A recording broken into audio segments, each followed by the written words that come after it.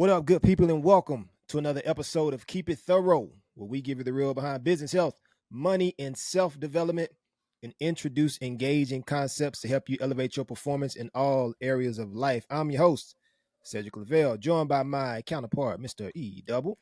Yes, sir. It's your boy E Double, and we back at y'all for episode 121. And the title of this episode is Not Like Us. Key steps for differentiating your business. I took the title. Hey, why from can't the I song. think of it like the They not like us. they not like us. They not like there we go. But hey man, we had a little break, a couple weeks, unexpected. Life was lifing, but it'd be like that, man. But sometimes you got to little recalibrate, recalibrate and get back at it. Absolutely. But very good episode on deck for y'all. So without further ado, let's go and kick this thing off. Yeah, let's get into it, man. So, Oh man, look. See, you see what happened. We take a couple. Wait, hold on. Time out. We're gonna roll back. See what happened when you take a break. But look, hey, as always, be sure to podcast with us wherever you podcast. Go ahead and check out the kit that corresponds with this episode on keepitthorough.com/kits. And we appreciate everybody who checks us out on a weekly basis. You do not go unnoticed, and the support is extremely appreciated. So with all that said, let's go ahead and kick this thing off. There it is, man. That's a proper introduction right there. You know what I'm talking about? Yeah. So here it is, man. If you are an entrepreneur building a startup, if you are a CEO of a seasoned business, or even if you're just working for a company, because I feel like as it relates to branding and differentiation, everybody is involved. But if you hold any of those roles, standing out, being distinct, and being memorable is what will set successful businesses apart from those who struggle.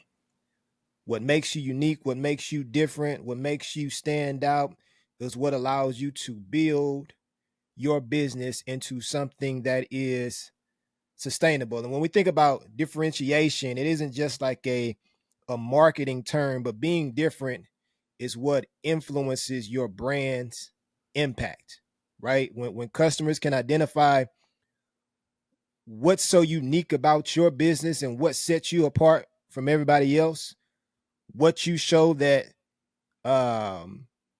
puts on display why other companies are not like yours, those customers typically will choose your product or your services because of the impact that you're having on them. And when it comes to business, just blending in, right, is the quickest way to be invisible. Doing what everybody else does, moving to the same beat everybody else does, trying to penetrate the same market without anything that separates you apart. It makes you invisible, right? It becomes more of a playing field where everyone is equal, and instead of being different, you're the same.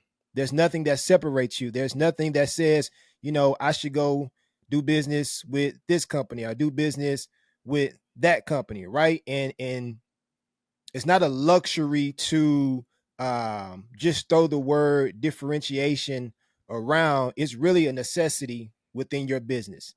It's something that you have to focus on. It's something that you have to give your attention to. And I believe that when you're able to identify what makes you unique, what sets you apart, what makes you different, what's your niche, if you will, that's the leverage that you need that's going to make your business impactful.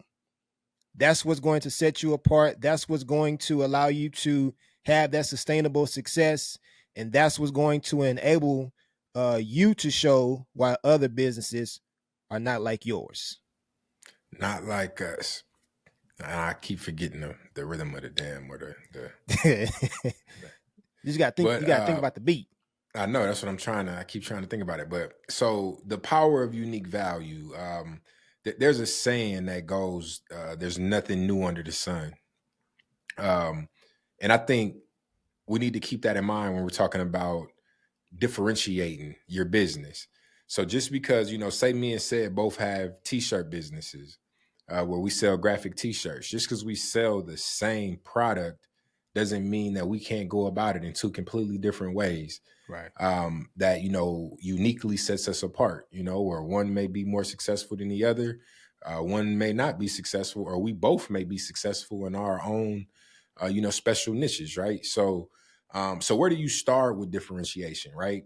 And that word just sounds so weird, like saying I it was right, trying but to it make just sure I sounds said it weird. right, but when I Yeah, but was going differentiation, into it. right? The first place to start is by figuring out what makes your business special. And if you don't know what that is, I would recommend that you figure that out as soon as possible. you Yeah. know, because if you are selling a product that everybody else is selling and there's nothing special about yours, then as a consumer, then why should I buy from you? Mm-hmm. It's really like as simple as that. If there's nothing that makes you better, just being another product on the market isn't good enough, and you're not going to sustain with that. But what makes your business special? So maybe it's an innovative product feature. Maybe it's exceptional customer service, which I recommend that no matter whatever business you're in, you provide exceptional customer service. Or maybe you have a compelling brand story. Like maybe there was some sort of social event or injustice, or something happened that caused you to create this brand to fulfill this particular need. Mm-hmm. So when you identify these elements, which are very important, you can use them to build a brand identity that resonates with your audience. So if you're actually like solving the need, and doing it in a way that your audience can resonate with, then it makes it easier for your audience to find you and purchase your product. So a good example of this is Apple, and we all know they have like crazy brand loyalty, which it was starting to waver a little bit, but they just announced Apple Intelligence, which I think just gave them a lot of people a huge reason to update their iPhones, right? But look at Apple, right? They've set themselves apart with sleek designs, very intuitive, user-friendly interfaces, and making their products highly desirable. And they've did it in a way that makes them appear like, what's the best way that I can say it? Very like high end. Mm-hmm. That's basically what I want to say. So like high end compared to their competitors. It's got almost like a status symbol. So you need to, if you want to look at a company and look at like a blueprint, of how to kind of have great customer service, and kind of separating yourself apart, Apple's a great example. So focus on what makes your business unique, and then you'll attract customers that align with those values and those offerings. Again, if you just have a product in the market and it's just there just to be there, it's going to be hard for customers to identify with your product and kind of build that brand loyalty. So when it comes to innovation, it's very key to standing out. By continuously evolving and improving, you stay ahead of the competition. You meet changing customer needs, and it just puts you in a very competitive space, right? So innovation doesn't always mean creating something new, which kind of goes back to what I said earlier about there's nothing new under the sun, right? But it can be about enhancing existing products or services to add significant value, and you can do this by monitoring your trends, seeing what's working for you, seeing what's not working for you, or things like new products and services that enter the marketplace, like AI. That's something that gives a lot of companies innovation that they can implement into their work streams to provide quicker, faster, better, more accurate data to the company to be able to serve their customers. So another company to kind of look at when it comes to innovation, not necessarily mean creating a new a brand new product or product category, is Tesla. So they didn't invent the electric car. They weren't the first, they weren't the second, but they revolutionized the electric car by making them more appealing. Like what was the first like mainstream electric car? I'm drawing the Prius. The Prius was not a beautiful car. It was a very ugly car. Putt putt. yeah, it didn't, it didn't appeal to a lot of people because the way it looked, it wasn't very fast. It just wasn't a lot of attention paid to the design. It was more about the functionality and it being an electric car. Where, Tesla, they started off, their first electric car was actually a sports car, right? And then they built that up, to get some recognition and eyes on the brand. And then they, went to the consumer market with the Model S and then the Model X, and now, they're the cheaper price points with the Model 3 and so and the Model Y, so on and so forth. But Tesla's a great example of not needing to invent something brand new. They took a concept that was already there and they made it way better and became the market leader, right? Which is a very, very good example. Something you Absolutely. said. Oh, my fault. No, you I thought you had good. some. Yeah. Apple and Tesla certainly are two um, businesses that you can refer to as it relates to differentiation. Because like you said, there's been electric cars around, but Tesla was able to separate themselves by offering something of more value that resonates with their customer base. And the same thing with Apple. They position themselves to where um, they're able to show more value than other competitors based off of the experience that people have with using their products, right? And when it comes to differentiation, and when it just comes to business overall, all businesses want attention, right? They want to have attention. They want the eyes on them. They want to be able to engage with customers and be able to be at the top of mind. And with the right audience, you can have the best outcomes for your business, right? And so being different, that's just the starting point. That's just the beginning of everything that it takes to building a brand. But understanding how you're different and what your distinctive value is, that's what allows you to gain and retain more customers. It's like, you know what, I know that I'm different. I know that I have something different than what other businesses and what other customers, not customers, but what other competitors have, but my value is significantly more than them because of this. And so when you're kind of mapping out what you want your brand to look like and what you want that experience to be, you want to be value focused, you want to be value oriented, you want to make certain that the difference that you're wanting to um, improve upon or wanting to introduce rather has some sort of significant value. And when you understand your value, what it leads to developing is things like your unique selling proposition, right? And your unique selling proposition is what sets you apart from competition. It's the clear, concise, and compelling statement that communicates your unique value. It says, it tells your why. It communicates why you should do business with me. And it also shows what that potential customer would be getting for doing business with you. So you want to focus on your unique selling position. Then from there, it allows you to develop a customer centric approach, and when you truly know your customers, that allows you to tailor your offerings to their specific needs and their preferences, right? And when you put customers at the center of everything that you do, it not only adds value to your business, but it also adds value to them.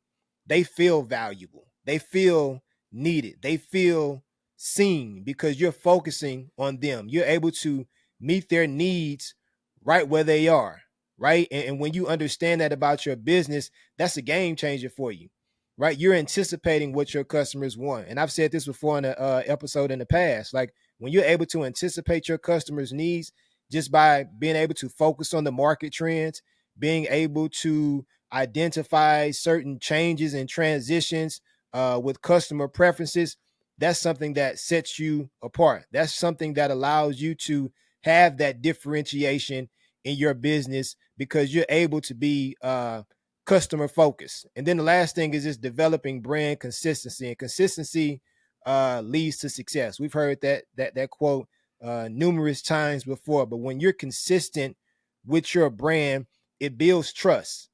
It builds recognition within whatever industry that you're operating in. And this means your visual identity, your messaging, your customer interactions. It means just the overall uniformity, the touch points that you have with your customers. Whenever you're consistent and when you have that brand consistency, your customers know what they're getting from you. There's an expectation. They know that if I purchase your product, if I do business with you, I know that I'm getting X, Y, and Z. And it happens every time. We always talk about Chick-fil-A. And whenever you go to Chick-fil-A, everybody knows they're saying after you buy something or after you get something, they always say my pleasure. You know, if they don't say my pleasure, you're gonna look at the person at the window and be like, man, you all right? You having a bad day? Everything cool with you? You know what I'm saying? But you always hear that. And that's just part of that brand consistency. That's one of those touch points that they have, and they want to make certain that, hey, when customers come to our window or when you do something for them and they say thank you, you always say my pleasure. You know, and that resonates with customers, right? And so when you focus on, again, when you focus on developing your value and being able to build your unique selling propositions, being able to be customer focused, and then being able to identify how you can be consistent with your brand. That's something that's going to differentiate you, but also continue to allow you to build and be sustainable within your market as well. Absolutely, man. So, we always like giving examples to kind of make things tangible. And I provided two examples already with Apple and Tesla. And to be honest with you, their business models are somewhat similar, or maybe I should say, in the area they've seen success is somewhat similar, right? By making simple, intuitive user interfaces and like beautiful products. Now, obviously, when it comes to Tesla, beauty is an eye of the beholder, especially when things like the Cybertruck. But but the Model S, Right. the Model X, and all that, those are very nice looking vehicles when they first came out and was simplified. But another example of differentiation, right, is with Warby Parker. Um, pretty popular brand. I remember when they first came on the scene. Pretty innovative approach to eyewear. But it's a great example of effective business differentiation, right? So the eyewear industry was dominated by expensive brick and mortar stores until Warby Parker came along, right? So they shook things up by offering stylish, affordable eyewear through their online platform. And that, direct to consumer model allowed them to cut out the middleman, significantly reducing costs and making eyewear more accessible. So, Warby Parker also introduced a home try-on program, which, it let customers try up to 5 different frames on their home before they even buy anything. And that That was was, unheard of. that's crazy, right? Yeah. Because when it comes to glasses, you don't want to spend a whole lot of money on some expensive glasses, which, your prescription and all that, and you don't even know, what they're going to look like on your face, which is why the brick and mortar approach was so successful, because then you go into the store, you try on your glass, you see what you like. If they got them in stock, then they sell them to you. If they don't, they order them, but you already know what they look like. So, order them offline. It's like, okay, well, how do you offset that, or try to replicate that experience, but in a comfort at home? So, introducing that home try-on program was pretty big. And, this innovative approach tackled a major pain point for online eyewear shopping, which was the inability to try before you buy. So they were able to solve that. And if you really think about it, the time that we were in at the time that they launched that, online shopping was a big thing, right? Like, just think about Amazon. To be honest with you, I feel like customers, as much as we're in a right now kind of generation, customers have kind of adapted to the whole Amazon 2-day shipping model. Like the customers are kind of cool saving a little money and just waiting 1 or 2 extra days to get the product, as opposed to needing to go get it right now. Now, there are those scenarios where you're like, okay, I just need it right now, and you pay for the convenience. But I think a lot of us have kind of been conditioned to, wait that 1 or 2 days, because of things like Amazon. So I think that, they kind of came in at at a time where people were already kind of cool with, maybe waiting and not needing to go in right away. So like that, ship it to them and try on program kind of worked out. But something else that was very interesting about Warby Parker is, their innovative approach obviously saw their problems, but then their social conscious business model, where they donate a pair of glasses for every pair sold, also resonated socially with a lot of their customers, right? So Warby Parker's unique value proposition, innovative practices, and strong brand. I always thought this word was ethos, but Mm-hmm. it's ethos or something. Like, hold on, how do you Ethos. pronounce it? It's ethos is what it is. Is I it always thought really? it was ethos, but it's ethos. Ethos. Yeah, which is kind of threw me off, man. I was like, saying words, and I be want to make sure I be pronouncing them correctly. But yeah, it's ethos. I always thought it was ethos, but their ethos, their brand ethos have made it a standout player in the eyewear market, and their insight and foresight show how important it is to keep your eye on what moves people. No pun intended, right? So, very, very good example again of being innovative and setting yourself apart in the industry that has been around for an extremely long time, right? So they didn't create a new product, they just took a very innovative approach to selling an existing product, right? Yeah, And it worked out for them. that's good, man. I remember hearing about Warby Parker. I can't remember what podcast I was listening to, but just their approach, pretty much everything you just detailed, they talked about in that podcast, and I thought it was very unique and innovative. The approach that they took, again, like you said, to a market that has existed for so long, but you find an area where you can penetrate and kind of position yourself. And that's what differentiation is all about. Find an area within that market that you know that is suffering, where you feel that you can make a difference, where you feel that you can make an impact, where you feel that you have something very unique to offer. Focus on that, penetrate that market that way, and continue to build on that.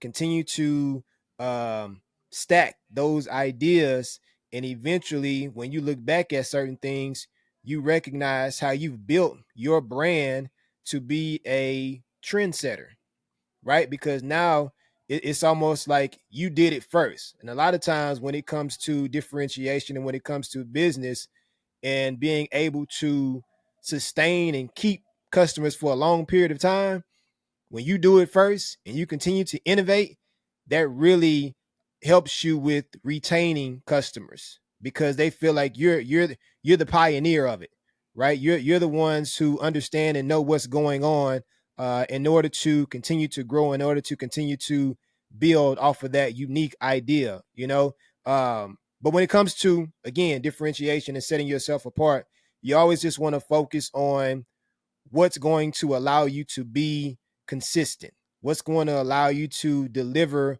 on what makes you different and what sets you apart. And so we talked about this earlier, your unique selling proposition, right? So figure out what makes your business special and unique.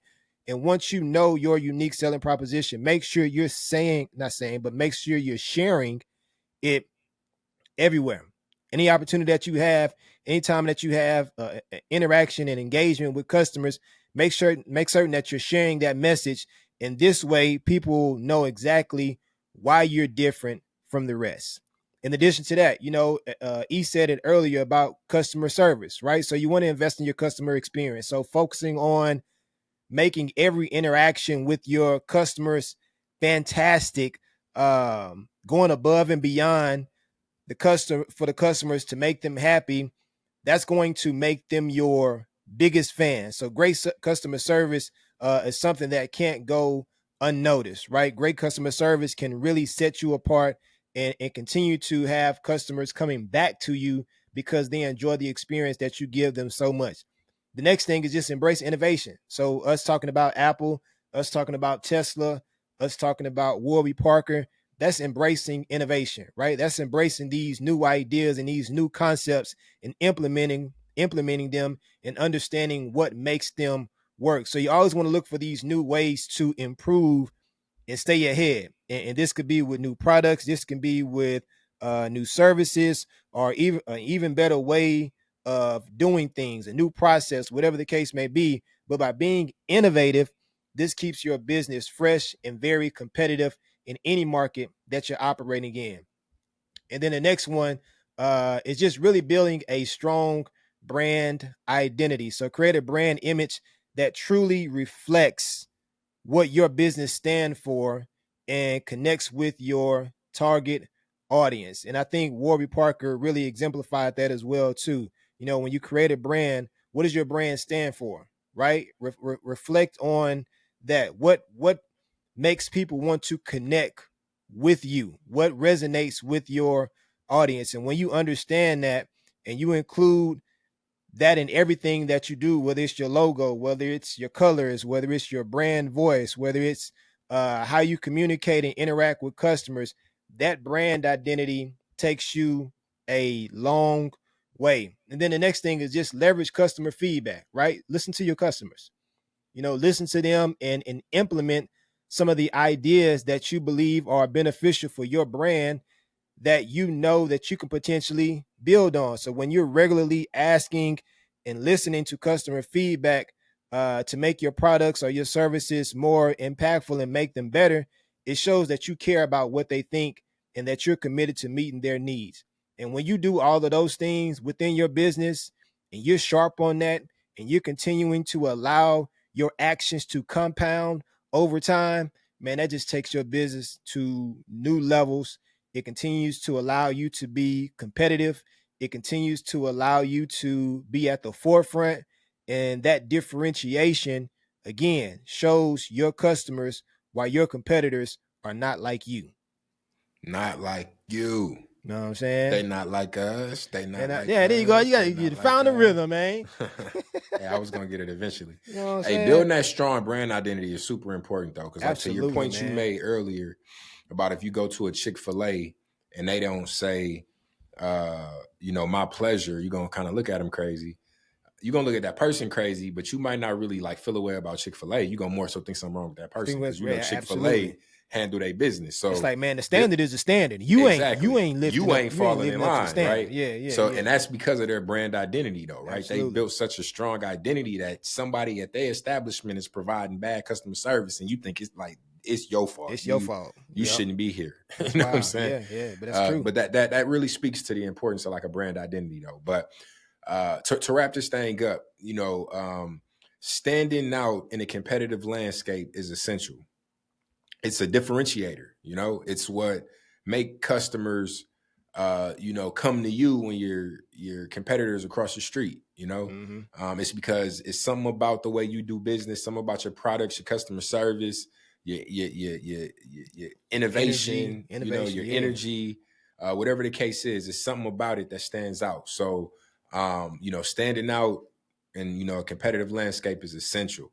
And then by identifying your unique strengths, focusing on innovation, as we've mentioned, and consistently delivering exceptional value, you can create a brand that resonates with your audience and drives sustained growth. And again, that's kind of just recapping on a lot of the things and examples that we gave earlier. So, by implementing these strategies, you can carve out your niche and ensure your business remains distinctive and memorable. So, yes, I would say the largest takeaway from this episode, one is learning the rhythm of the song because it took me for no, but I would say Yeah, that yeah. the number one thing here would be to ask yourself what your unique strengths are for your business, and if you can't answer those questions, then it would be to focus on creating what makes you different Right. from your competitors, right? And then secondly would be to just find new ways to embrace some of the other um, things that we spoke about, right? About communicating more effectively, investing in the customer service experience, again, embracing innovation with all this AI going on. AI can generate every single industry. So I don't care what industry you in, you need to be paying attention to AI. Absolutely. And then again, building that strong brand identity. So, by implementing these things, again, it'll help you, separate, right? It'll create the differentiation, and then again, help your business remain resilient through the changing, economic and marketplace conditions, right? Absolutely. So, with all that being said, you got anything you want to add, Sid? No, sir, man. I do not. Hey, we greatly appreciate y'all as always, man. Again, we kind of had to take a two weeks off, man. A little traveling in life.